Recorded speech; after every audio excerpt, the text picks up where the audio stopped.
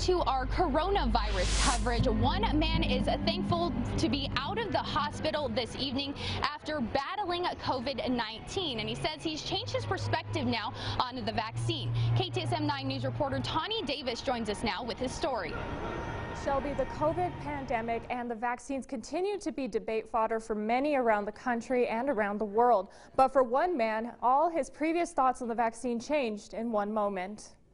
Tim Gabbard ran in a marathon a week before he noticed he no longer had his sense of taste. He spoke with his doctor, who immediately told Gabbard to go to the hospital.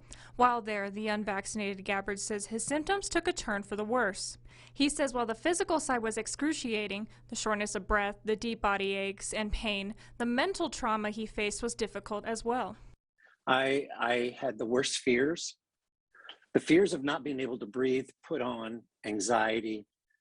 Fortunately, Gabbard was able to pull through and is thankful for the life he has been given back. He now wants others to pay attention to his story so that they comprehend the severity of this pandemic. But my message going forward is do what it takes to minimize the effects of COVID moving forward. Whatever that is for you, do it. Gabbard's message coincides with that of Dr. Alozi when we asked about why people not only need their vaccines, but now their boosters as well. His message is a clear one. I think what I really need to tell people is that it doesn't matter why you got it or why you didn't get it, just get it.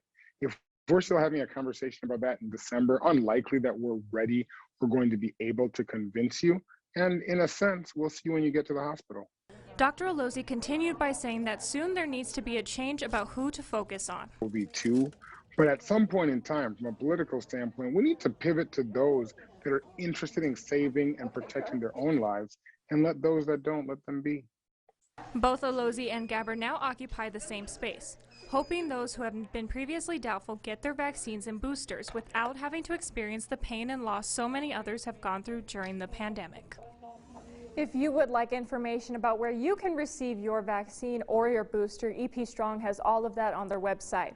For KTSM 9 News, Tawny Davis.